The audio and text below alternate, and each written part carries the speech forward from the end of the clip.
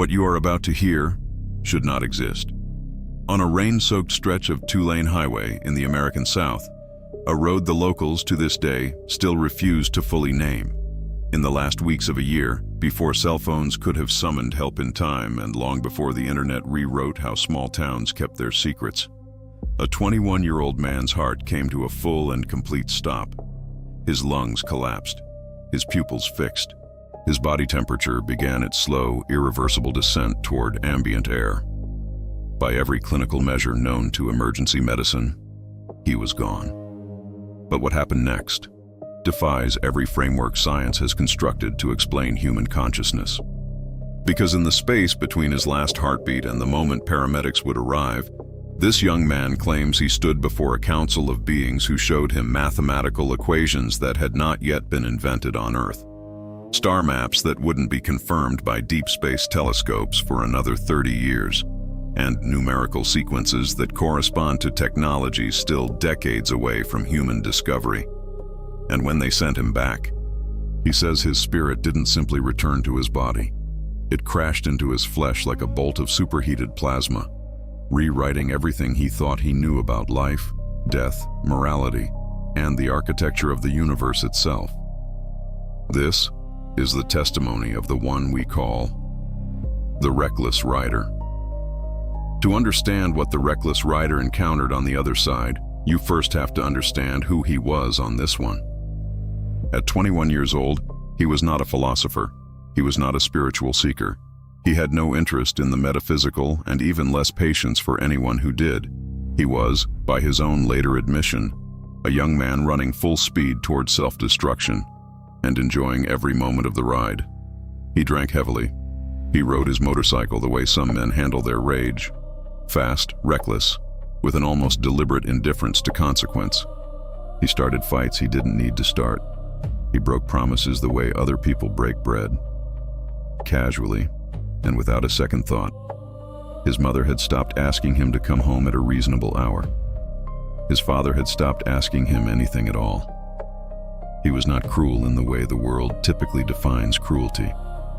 He didn't hurt strangers. He didn't steal. But there was a hollowness inside him that he could never quite name. A low-frequency emptiness that vibrated beneath every party, every adrenaline rush, every bottle he drained to its last drop. He later described it as living inside a house with no mirrors. He moved through the world without ever truly seeing himself, without ever stopping long enough to ask why he felt like he was already dead, long before the accident that would actually kill him. His motorcycle was the most honest thing he owned. A black aging machine with a temperamental throttle and a scratch along the tank from a drop he never fully explained. He cleaned it more than he cleaned his own apartment. He spoke to it more gently than he spoke to the women in his life. And on the nights when sleep refused to come, he would walk out to the curb simply to sit on it. Hands on the handlebars, engine silent, as if waiting for the machine to tell him where his life was supposed to go. The people around him noticed the shift long before he did. The laughter that once came easily had turned brittle. The stories he told got shorter. The drinks got stronger. His oldest friend later said it was like watching someone quietly pack for a trip no one had announced. But the reckless rider himself could not have named the destination. He only knew that the ordinary version of his life, the job, the mornings, the slow climb into some average future, felt unbearable in a way he couldn't articulate. And so he ran. Not toward anything. Just away. Away from silence. Away from self-reflection. Away from the quiet question that kept surfacing every time he looked at his own reflection in a bar bathroom mirror. The question he would finally be forced to answer. On a two-lane stretch of wet asphalt. On the night the universe decided he had run long enough. That night began like every other. The same cheap drinks, the same rehearsed laughter. The same handful of faces he had known since childhood, all of them nursing the same quiet desperation beneath the same forced smiles. He had no idea it would be the last night he would ever be the person he had always believed himself to be. The party was the kind that happens in small towns on weekends when young people have nothing to lose and nowhere important to be. A house at the end of a dirt road, music rattling the windows until the glass seemed to breathe, Cheap drinks poured into plastic cups and handed around by people who wouldn't remember each other's names by morning. Laughter that rang a little too loud, a little too desperate, the kind of laughter that exists only to drown out the silence underneath. The reckless rider arrived on his motorcycle a little after 10. He didn't bother parking carefully. He dropped the bike at an angle against the curb, killed the engine, and walked inside without greeting anyone. He already had a drink in his hand before the screen door finished closing behind him. By 11, he had lost count.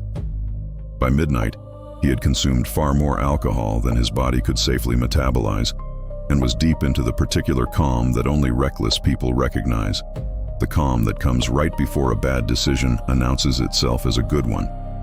His friends noticed the shift. They had seen him drunk before. They had seen him angry before. But tonight there was something quieter in his eyes, a distance, something that made one of them reach across the table and place a hand on his arm. "Stay here tonight," she said. "Sleep it off. It's pouring out there." Another voice chimed in. "You can crash on the couch. Just give me your keys." He laughed, not cruelly, not even loudly.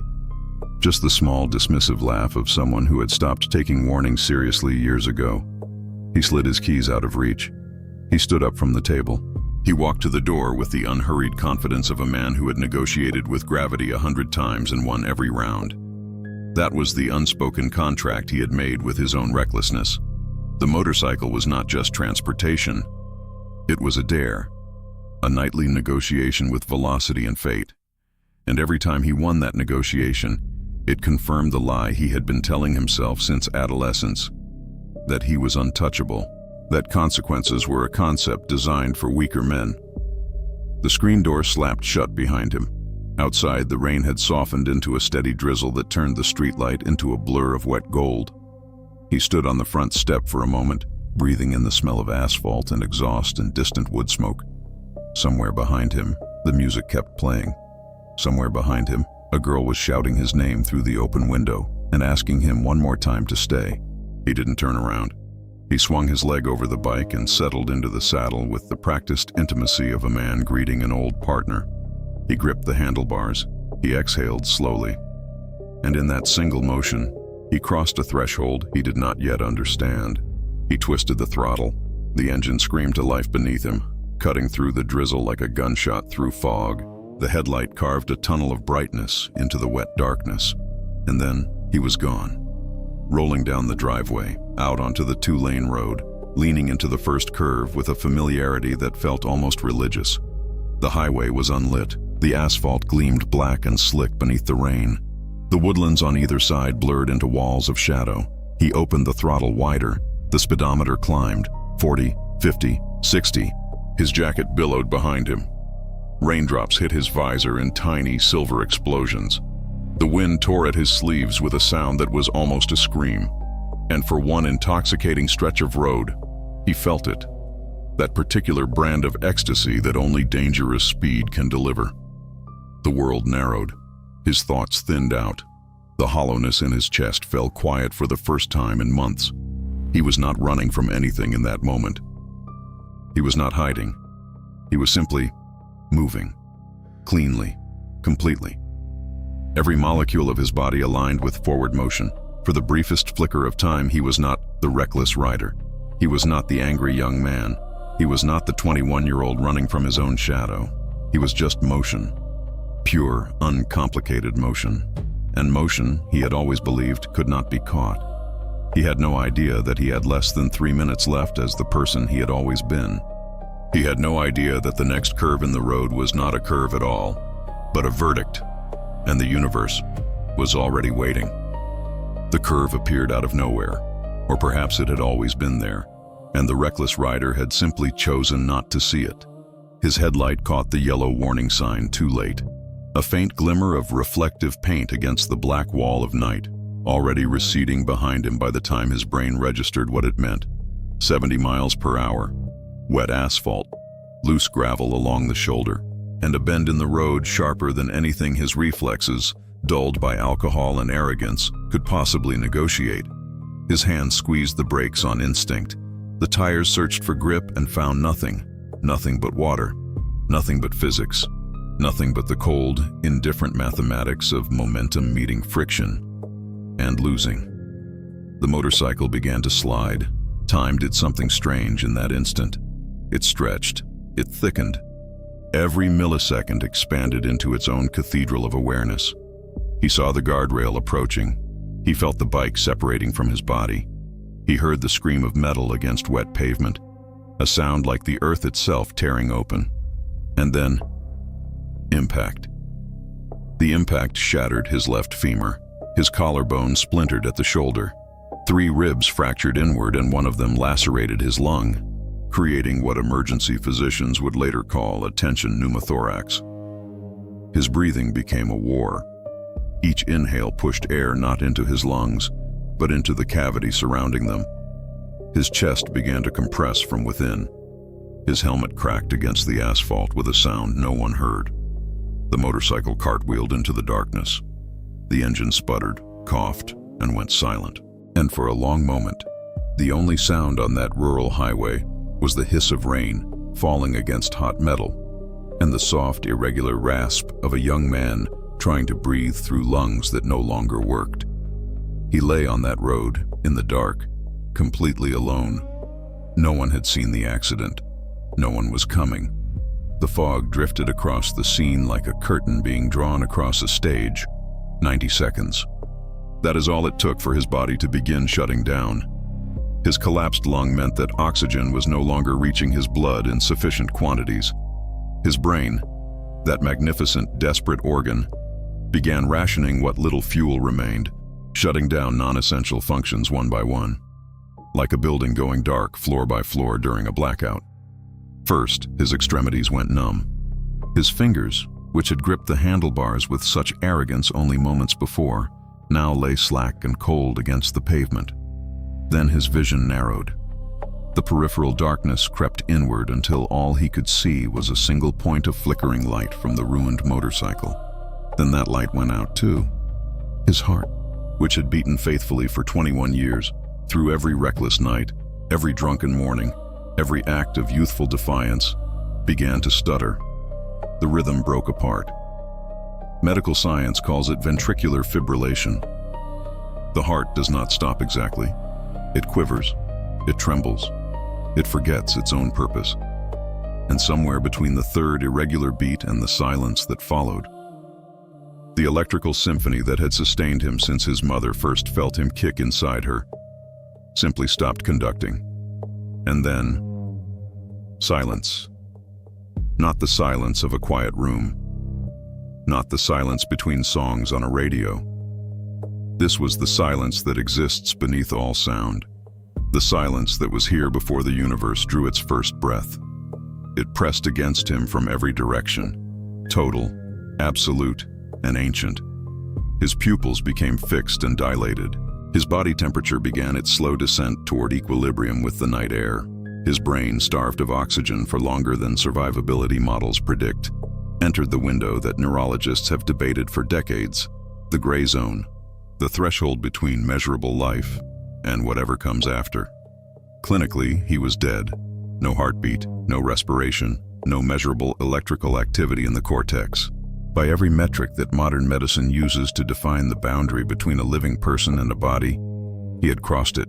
Somewhere in the distance, a pair of headlights finally crested the hill and slowed. Somewhere, a stranger was already reaching for a phone with trembling hands.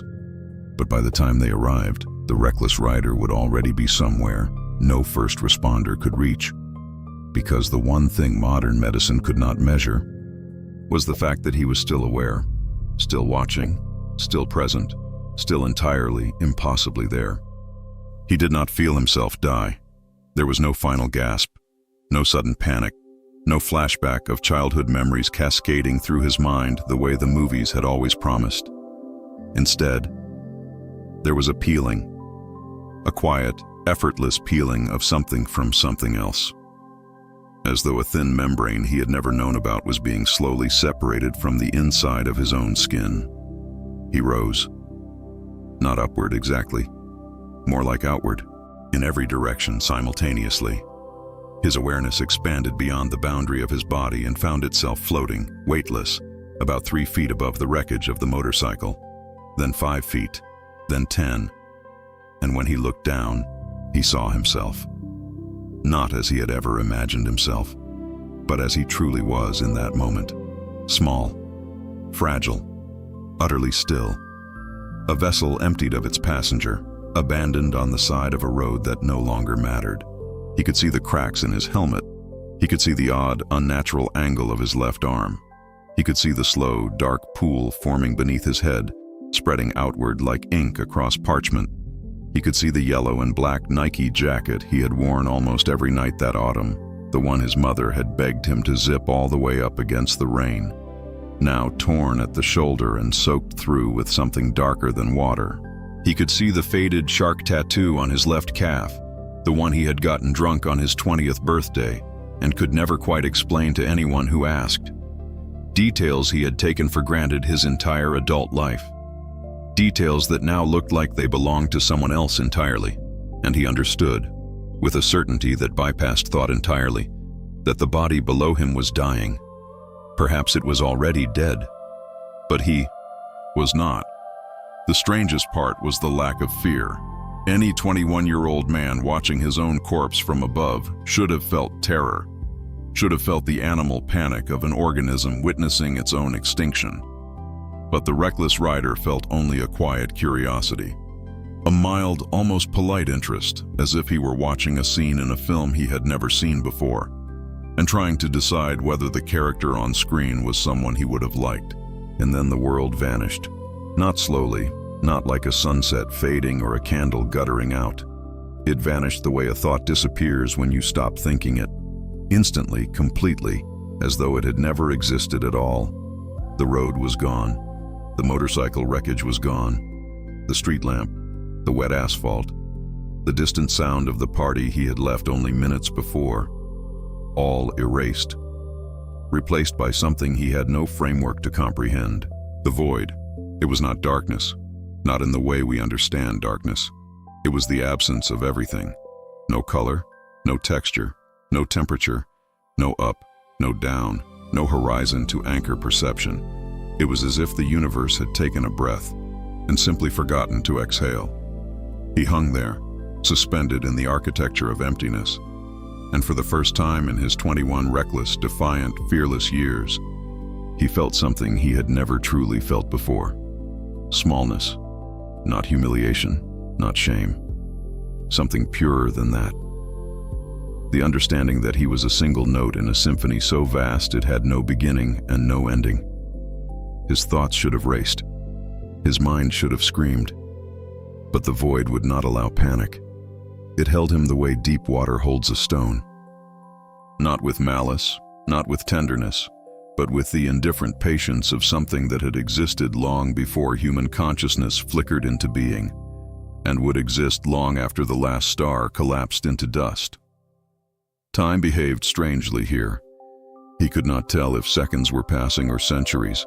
Every moment felt both instantaneous and eternal, as though the void operated on a clock that human beings were never meant to read. And in that suspended stillness, something unexpected began to surface. Memory. Not the kind of memory he had carried through his waking life. Not the organized, sequential memories of childhood birthdays and first kisses in school hallways. These were older memories. Memories that did not belong to the 21-year-old lying on the asphalt below. They rose through his awareness like bubbles surfacing from the bottom of a deep, dark lake. Flashes of places he had never been. Faces he had never seen and yet somehow recognized. A soft, pulsing certainty that this void was not a destination, but a waiting room. And then he felt it. A pull, gentle at first, like the faintest current in a still ocean. Barely perceptible, easy to mistake for imagination. But it was real, and it was growing stronger. Something in the void was calling him, not with words, not with sound, with gravity. A force that did not act upon his body, because he no longer had one, but upon whatever he was now. His awareness, his essence, the irreducible thing that had always been him. The tunnel appeared ahead of him without appearing. It did not open, it did not form. It was simply there, as though it had always been there, waiting behind the fabric of everything he had ever known, hidden just beyond the edge of human perception. A perfect circle of absolute darkness, ringed by faint halos of indigo and violet light that pulsed slowly, rhythmically, like the heartbeat of something divine. And then it claimed him. Not with violence, not with force, but with the irresistible certainty of a tide pulling a swimmer out beyond the breakers. His awareness, still reeling from the shock of separation, suddenly felt something ancient lock onto the center of what he was and draw him forward, backward, inward, every direction at once. He tried to resist. Instinct told him to fight, but there was nothing to push against. No walls, no floor, no friction. The darkness around him wasn't empty. It was alive. It breathed. It moved with intention, and it had decided. He was going somewhere. The pull accelerated. The formlessness around him began to organize. Walls of shadow curved inward, shaping themselves into a corridor, vast, spiraling, impossibly deep. It was a tunnel, but not one made of stone or matter. It was made of absence, made of the space between things, as if the universe had folded itself into a passage and placed him at its mouth. And at the farthest point, so distant it might have been a memory, there was a light. Not sunlight, not firelight, not any light the human eye was designed to perceive. This was something older, something that felt like it had been burning since before the first star ignited. A warm golden point, impossibly small and yet radiating a gravity of its own. He was falling toward it, faster now. The tunnel walls pulsed with faint currents of color, violet, silver, pale amber, like veins carrying luminous blood through a body he couldn't comprehend. Every pulse seemed to carry information, emotions, frequencies he could feel, but not decode, as though the tunnel itself was speaking to him in a language that predated words, predated thought, predated everything. And the strangest part was that the fear was fading. With every second of acceleration, with every meter closer to that impossible light, the terror that had gripped him on the asphalt, the panic that had seized him when he first left his body, dissolved, molecule by molecule, replaced by something he hadn't felt in years, something he was not sure he had ever truly felt in his entire adult life. Safety. An absolute, irrational, overwhelming sense of safety. He noticed presences inside the tunnel with him. Not companions exactly. More like currents that moved alongside his own. Flickers of awareness passing him on parallel paths. Some moving in the same direction he was. Some moving the opposite way, back toward bodies waiting on Earth. None of them spoke, but he could feel their awareness brush against his own. A soft, almost affectionate recognition, as if to say, "We have all traveled this road." The golden point ahead grew. Slowly at first, then all at once. What had been a distant star expanded into a wall of warmth. What had been a pinprick became a horizon. The tunnel walls on either side of him began to thin. The darkness lost its grip. And the light, that impossible, ancient, welcoming light, reached outward to meet him before he ever arrived. He broke through. There was no gradual transition, no gentle fade. One instant he was inside the tunnel, hurtling, accelerating, dissolving. And the next he was somewhere else entirely. Light, everywhere, in everything, through everything, not blinding, not harsh, but total. A light that did not illuminate objects because it was the objects. It was the air. It was the ground beneath him, if ground was even the right word. It was the warmth on skin he no longer technically had. And then came the sound, a deep, harmonic resonance that vibrated through every particle of his awareness like a tuning fork pressed against reality itself. He could not identify the notes. He could not name the instrument.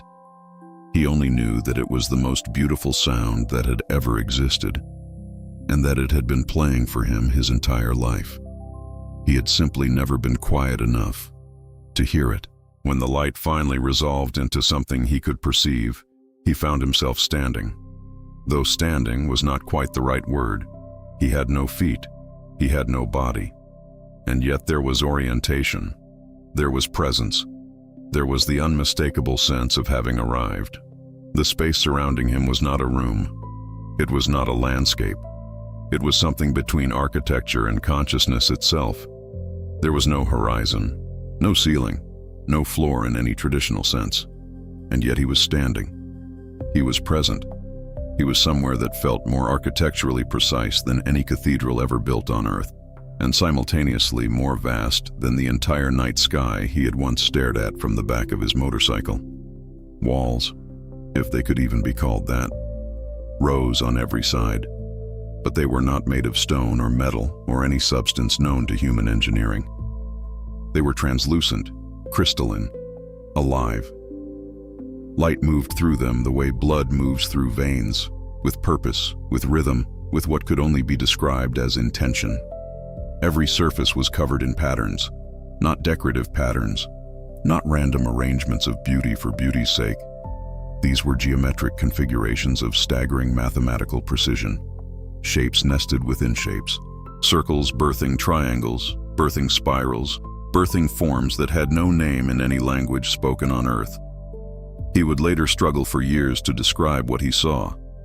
He would sit across from researchers, from skeptics, from quiet clergy who listened with patient eyes, and every time the same frustration would cloud his face. The words didn't exist. The vocabulary hadn't been invented, but he tried. He said the walls breathed, that the geometric patterns pulsed with a slow rhythmic luminescence, as though the entire structure operated on the heartbeat of something infinitely larger than himself. Gold bled into violet. Violet dissolved into a white so pure it seemed to have texture, as though you could reach out and feel the color itself between your fingers. The floor beneath him was like liquid glass, perfectly still, perfectly reflective, and yet solid enough to stand on. Every step he didn't quite take, because movement here seemed to happen through thought rather than muscle, sent ripples of light cascading outward in concentric circles, as if the ground itself was responding to his awareness. And it was warm. Not physically warm. He no longer had a body that could register temperature, but warm in a way that penetrated consciousness itself. The warmth of absolute safety, the warmth of being known, completely, irreversibly, terrifyingly known, and still welcomed. The air, though there was no air, carried something extraordinary. Information, not as sound, not as text, but as a kind of ambient knowing that saturated every particle of the space around him. He described it later as standing inside a library that didn't use books. The knowledge wasn't stored. It was radiated. It hung in the atmosphere like humidity before a storm, and all you had to do was exist within it to begin absorbing truths you had never been taught. He could sense histories, not just human history, histories of systems, of civilizations, of relationships between stars that no telescope on Earth had yet mapped. He couldn't grasp all of it. His consciousness was still tethered to the cognitive framework of a 21-year-old who had been drinking at a party mere moments before, but he could feel the edges of it, the overwhelming scope of it. It was like being an infant placed inside the greatest library ever built, unable to read a single scroll, and yet understanding instinctively that every answer to every question ever asked was somewhere in that room. And then he noticed them, far ahead. So far that distance itself seemed like a suggestion rather than a measurement. Figures, standing in a perfect semicircle, tall, still, radiating a presence so dense it bent the atmosphere around them the way gravity bends light near a star. He did not count them. He couldn't. His awareness kept slipping whenever he tried to hold the number in his mind, as though the quantity of beings present was itself a piece of information his consciousness was not yet authorized to retain. But one figure stood slightly forward from the rest, and even from this impossible distance he could feel her attention fixed entirely upon him, not her gaze. She didn't have eyes in any human sense. Her attention, a force so precise and penetrating that it reached across the entirety of that infinite hall and touched the exact center of everything he was. He had never felt more exposed in his entire existence. He had never felt more safe. And then, without moving, without walking, without crossing any distance his mind could measure. He was before her. She stood at the center of the semicircle, taller than any figure he had ever seen. Not physically taller exactly. The word does not quite apply to a being who seemed to exist in dimensions human eyes were never designed to measure. She was composed of light and intention and something older than both. Her form shifted subtly as he tried to focus on it, as though she refused to be captured by any single perception. And yet she was unmistakably feminine, unmistakably authoritative, unmistakably expecting him. She did not speak with a mouth. She communicated in waves, in cascading currents of knowing that poured directly into his awareness like warm water flooding a dry riverbed. Every transmission carried 3 layers simultaneously: the information itself, the emotion behind it, and the compassion wrapped around both. It was, he would later say, the first true conversation he had ever been a part of. Every word he had spoken on Earth had been a shadow of this. And then she showed him his life, not as he remembered it, not from behind his own eyes. She showed him every moment from the perspective of every single person he had ever affected. When he had mocked a stranger at a gas station 3 years earlier, a throwaway insult he had forgotten within seconds.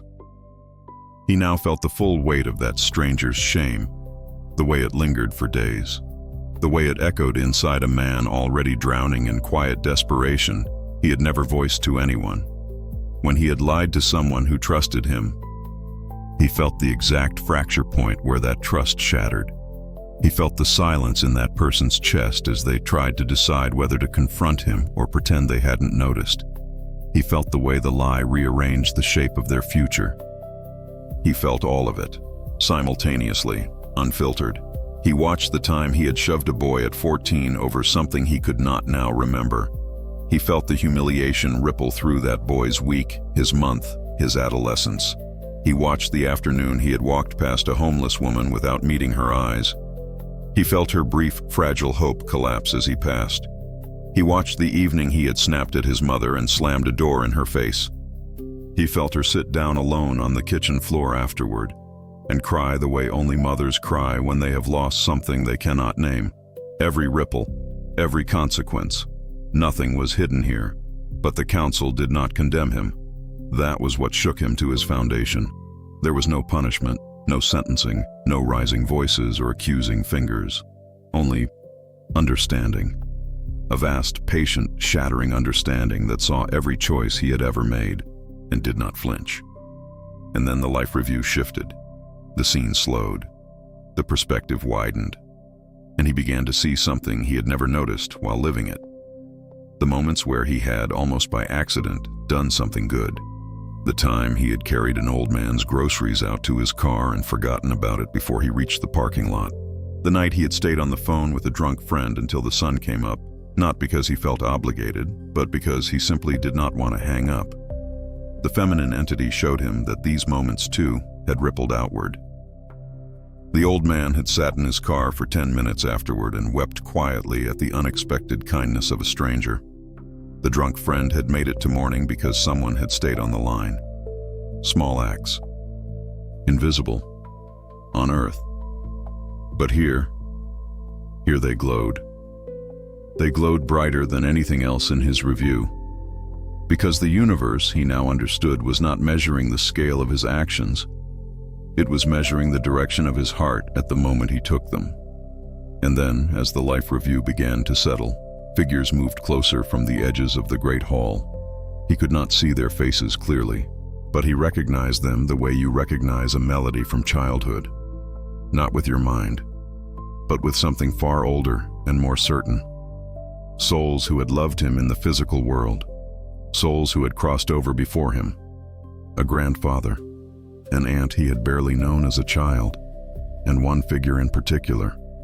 A warmth that he associated with home, with safety, with a love so unconditional it required nothing from him in return. They did not speak. They didn't need to. Their presence alone communicated volumes. And in that silent reunion, the 21-year-old who had spent his entire life believing he was alone, understood for the first time that he never had been. When the reunion quieted, the feminine entity turned her full attention back upon him, and what she transmitted next would rewrite every assumption he had carried into this realm. She showed him something that contradicted everything he had ever been taught about heaven, about hell, about who deserved to reach either one. She showed him souls, thousands of them, millions, figures standing in that same radiant warmth, bathed in the same unconditional light that now held him. And among them were people who had committed terrible things on earth. People whose earthly crimes would have horrified any human court. Men who had taken lives, women who had shattered families, people the world had judged as monsters. And yet, they were here, in this realm, in this light, not in torment, not in chains, simply present. The reckless rider recoiled. His human mind screamed in protest. How? How could the universe allow this? How could the same light that embraced the gentle also embrace those who had caused unimaginable suffering? The entity's response was immediate, and it shattered him. She communicated that human judgment is not divine judgment, that the universe does not weigh souls the way mortals weigh crimes. The architecture of cosmic justice operates on principles so far beyond human comprehension that even attempting to compare the two is like asking a single cell in your body to evaluate the ocean. She showed him that every soul she was referring to had passed through something, a reckoning, a life review infinitely more penetrating than any courtroom. They had felt every wound they had inflicted. They had carried every tear they had caused. And they had chosen, freely, painfully, and over long spans of existence, to grow. The universe, she told him, was not interested in punishment. It was interested in becoming, in transformation, in the slow, patient refinement of consciousness itself across lifetimes. And then, her tone shifted. The atmosphere in the luminous hall changed in a way he could feel but not describe, and she revealed the single most devastating truth he would ever encounter. The greatest offense in all of creation was not violence. It was not theft. It was not even the taking of a life. The greatest wound one could inflict upon the fabric of the universe was the deliberate breaking of love, betrayal, infidelity. The conscious, willful destruction of a sacred bond between two souls who had chosen to trust each other completely. The act of looking into the eyes of someone who had given you their entire vulnerability, their entire trust, their entire heart, and choosing to shatter it. Not because you were lost, not because you were confused, but because you simply chose yourself over the bond. This, she communicated, tore at the very foundation of creation itself. Because love is not merely an emotion in this realm. Love is the operating system of reality. It is the code upon which all existence is written. When two beings align their hearts in genuine trust, they generate a resonance that mirrors the fundamental vibration of the universe itself. They become, in that moment, a living expression of the creative force that brought all things into being. And when someone deliberately shatters that bond, they are not merely hurting another person. They are disrupting the frequency of creation itself. They are breaking the voice of God. The reckless rider collapsed under the weight of this knowing, because he understood now. He understood that this wasn't a rule. It wasn't a commandment carved into stone by some distant, demanding deity. It was physics. It was the actual mechanics of how the universe operates at its deepest level. Love is not sentimental. Love is structural. It is the binding force that holds reality together. And when you betray it, when you consciously, deliberately fracture a bond of trust that two souls have built together, you create a wound not just in one person's heart, but in the fabric of existence itself. Every act of genuine love strengthens the universe. Every act of deliberate betrayal weakens it. This was the message. This was what the council needed him to understand. The universe does not care about your status. It does not care about your wealth, your intellect, or your earthly power. It does not measure you by the standards humanity has invented.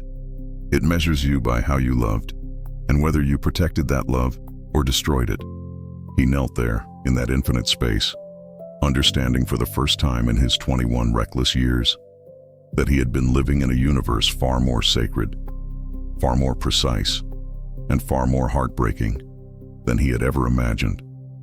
When the revelation about love had settled into him, not as information, but as a structural fact he could feel in whatever remained of his being, the feminine entity did something he had not expected.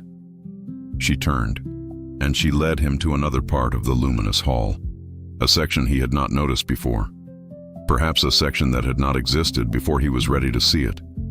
The walls there were different, darker, deeper.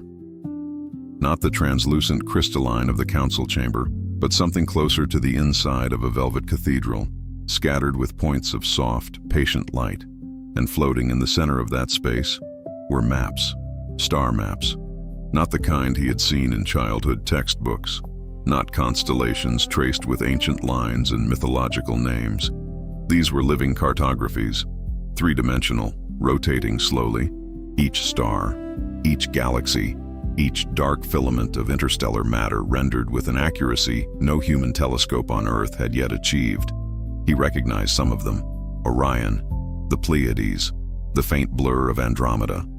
But most of them were unknown to him. She showed him one map in particular, a spiral structure embedded deep in a region of space that, she communicated, human astronomers would not photograph in detail for several more decades. It was a nebula. But it was not only a nebula. The gas clouds arranged themselves in a pattern that repeated at every scale he observed. The outermost arms matched the innermost cores. The dust lanes between stars echoed the shape of the whole. A fractal, not a coincidence, not an artistic impression, a mathematical fact, written into the physical architecture of space itself. She communicated that this same pattern, the same ratio repeating from the smallest seashell on Earth to the largest filament of cosmic matter, was the universe's handwriting, the signature on everything it had ever built. And she let him feel for a moment the vertigo of knowing that his own body, his own cells, his own heartbeat had been drawn by the same hand that had drawn the nebula. Then came the numbers. They appeared around him the way stars had appeared inside the tunnel, as though they had always been present and were only now becoming visible. Sequences. Long, elegant sequences that shifted and rearranged themselves as he watched. He had barely passed high school mathematics. He could not have solved a basic equation under pressure, and yet he understood them. Not all of them, not even most of them, but enough to feel that he was being shown something no one in his generation was yet able to name. One sequence in particular stayed with him. It ended in a ratio he would not hear spoken aloud until years later, at a public lecture he wandered into by accident. The golden ratio, pi, Fibonacci, names he did not know that night, but would recognize the moment he encountered them on Earth. Numbers that arrange themselves into patterns too precise to be art and too beautiful to be only mathematics. She showed him something else, a geometry he did not have a word for.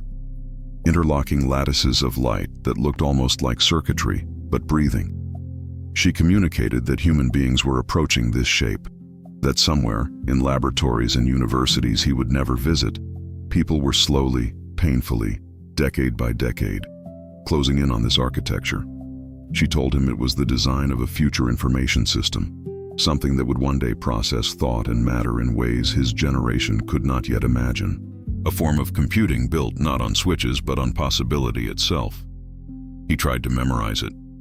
He reached with the only part of him that still functioned like grasping hands, his attention, and tried to hold the shape in place. The entity gently corrected him. This knowledge, she communicated, was not his to keep in any ordinary sense. It could not be memorized the way a student memorizes a formula.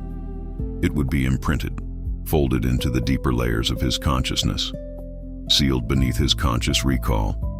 And on Earth, when the time was right, fragments of it would surface. In sketches he would not understand, in sequences he would scribble on the back of napkins at diners and then throw away. In moments of sudden, inexplicable certainty, when he read a scientific article and knew, in a place beneath knowing, that the author was approaching a truth he himself had already seen. He asked her why.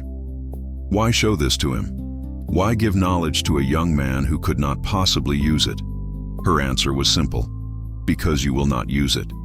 You will carry it, and someone, somewhere, someday, will find in you the fragment they have been missing. The star maps folded inward. The equations dissolved like ink in water. The dark cathedral of knowledge dimmed gently, and the luminous hall of the council began to close around him once more. But the feminine entity, that towering, authoritative presence who had shown him the architecture of the universe, was no longer teaching. She was looking at him with something he had not expected. Sadness. Not for herself, for him. Because what came next was goodbye. She did not speak it with words. She communicated it through a wave of pure knowing that crashed against his awareness like a tide, pulling sand from beneath his feet. His time here was finished. The lessons were complete, and the body lying broken on a stretch of rural asphalt was waiting for him. He resisted. Every fiber of whatever he was now, spirit, energy, consciousness, pushed back against the idea of returning. He did not want to go back. And who could blame him? He had just witnessed the mathematics behind creation itself. He had stood before a council of beings who radiated more love in a single moment than he had felt in 21 years of living. He had learned that the universe was not random, that it was structured, purposeful, alive with intelligence beyond anything he had ever imagined. And now they were sending him back, to a shattered motorcycle and a body that might not even work anymore. He tried to argue, tried to bargain. He projected every desperate thought he could summon toward the feminine entity. Let me stay. I understand now. I'll be better here. I belong here. But she did not waver. Her authority was absolute, tempered by a compassion so vast it made his resistance feel like a child refusing to leave a carnival. She communicated one final truth that silenced every objection. You have not yet done what you were sent to do. The words, if they could even be called words, landed like a verdict from which there was no appeal. This was not a negotiation. This was a return order, issued by something older than time itself. And then he was falling. Not gently, not like a feather drifting toward the earth. He was pulled, violently, irrevocably, as though a cosmic hand had reached into the celestial realm and ripped him back through the tunnel he had traveled to arrive. The darkness swallowed him whole. The golden light above shrank to a pinpoint, then vanished entirely.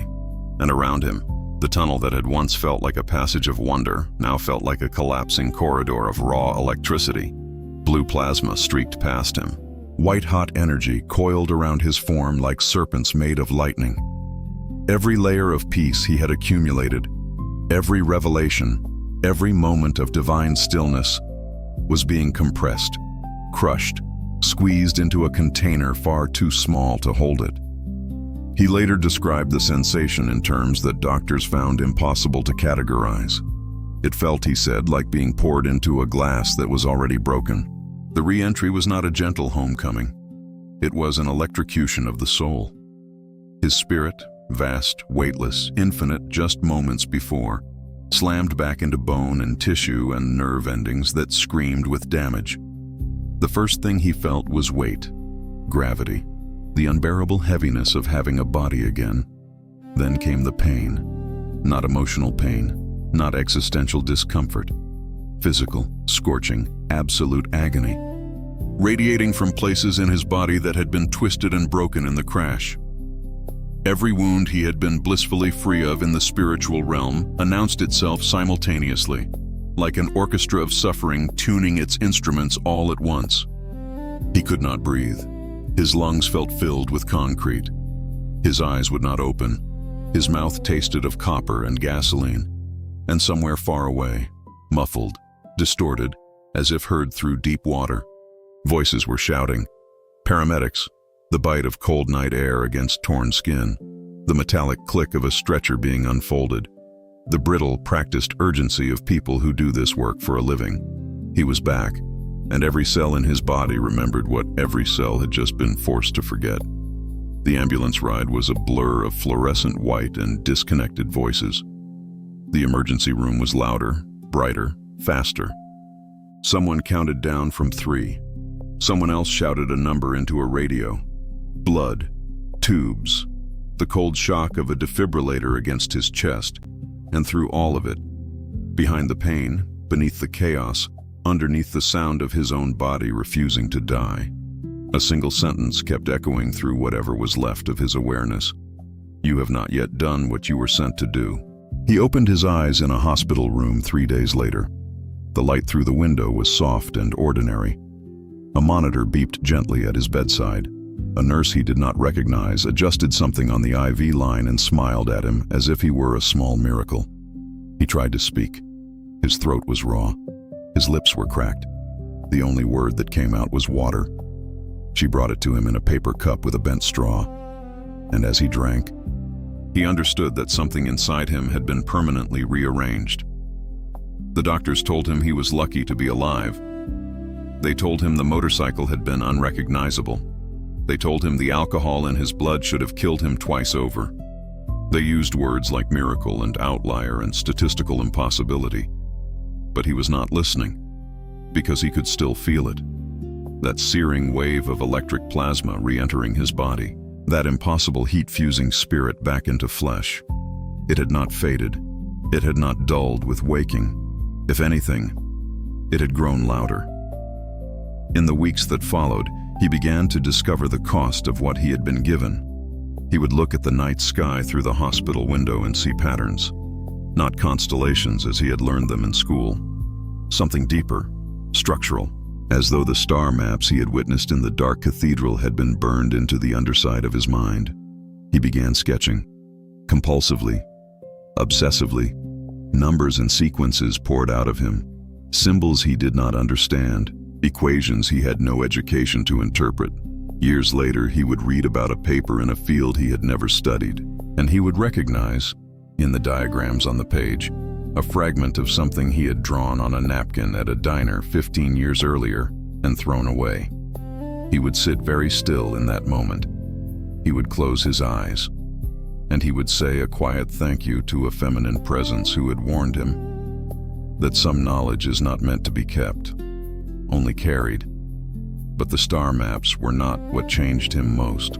It was the revelation about love, about betrayal, about the structural physics of human trust. He never broke a promise again, not because he was afraid of punishment, but because he had seen, with his own spirit, what happens to the fabric of creation when a sacred bond is deliberately destroyed. He could not unsee it. And every time he was tempted to cut a corner, to lie, to betray, he felt somewhere beneath his ribs the faint echo of a wound being opened in the universe itself. He never fit back into his old life. Friends from the party scene drifted away. They could not understand why the wildest man they knew had gone quiet, why the rebel who had feared nothing now wept at certain sunsets, why he spoke about love as though it were the most dangerous force in existence. His family noticed it too. The recklessness was gone, replaced by something they could not name. A stillness, a gravity, as if he had aged 50 years in a single night. He tried telling people in the beginning. The words tumbled out desperately. The council, the star maps, the plasma re-entry, the feminine presence. Most listened politely. Some laughed. A few backed away slowly. So he learned to carry it quietly, the way all experiencers eventually do. But the knowledge never faded. The symbols still appeared in his mind when he closed his eyes. The feminine voice still echoed in his deepest silences. And the lesson, that love is the only currency the universe truly counts, became the single unshakable foundation of his remaining life. Now, here is what matters. This story found you tonight, not by accident, not by algorithm alone. Something in you recognized something in these words. So ask yourself, honestly, what bond in your life have you neglected? What love have you left unspoken? What truth are you avoiding? Because facing it would change everything. The reckless rider did not come back to live a small life. He came back to remember that every single moment is borrowed, that consciousness is not a machine, that you are more than blood and bone and habit. If this story stirred something inside you, tell me in the comments. What is the one bond you still have time to honor? I read every answer.